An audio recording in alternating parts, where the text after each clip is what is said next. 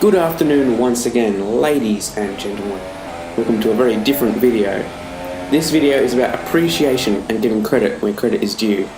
And that's why I'm dedicating the race victory I had at Abu Dhabi, as you see here on the screen, in PRL, to a man who I met in PRL in the American Championship.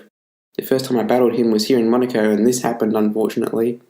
However, he improved. That was his debut season back then.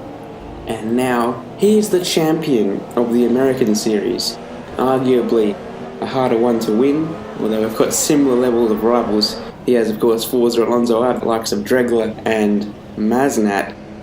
So, let's have a look at this race here he had in Austin. This was the one that crowned him champion. He started at the back by choice, had to finish top 3, and I was fortunate enough to be in the commentary box for this one alongside Hutius and watch as he put on a masterclass.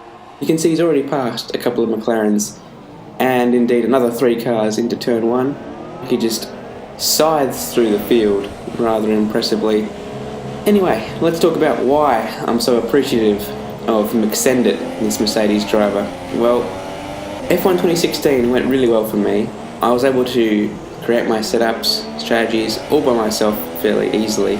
This game I struggled a bit more due to basically time constraints, lack of motivation, because this game isn't quite as good as the old games, and also a bit more of a lack of understanding about the setups in this game. However, the man on screen right here is very good at developing setups, and it shows. His determination and skill in that area of the game have allowed me improvements because we are essentially sparring partners in practice. What we do, basically, he develops a setup, I try and refine it for myself and give him any pointers and feedback I can, but mainly stick with what he essentially gave as the base setup. I'd say at about 75% of the tracks. From that point, I'm usually able to detect what the best strategy will be, given my vast experience compared to this gentleman who, let it be said, this is his first full season and is doing incredibly well. When you put the two of us together, you have McSendit, who is out and out incredibly fast. You got me with the consistency and the strategic mind. When you put both of those together, and for example you put me as his engineer, as I have for 5 races of his season, essentially an unbeatable combination.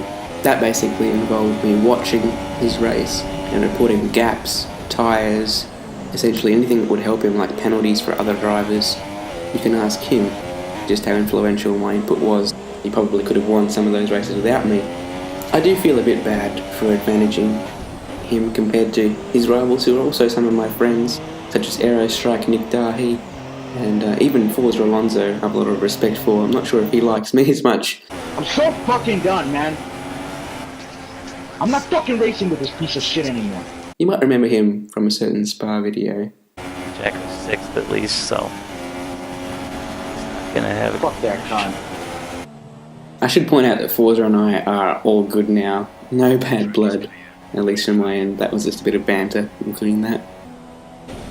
And as you can see on screen right now, McSendit wins that race from the back of the grid. That was enough to clinch the championship in that round 17, I believe.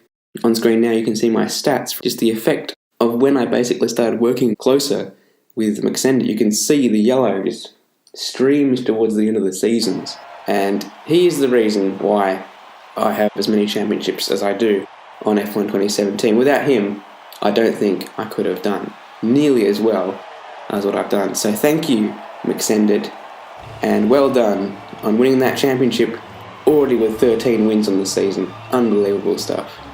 With that said, I've been Jacko. Congratulations to McSendit once again on his American title, and I'll see you guys next time.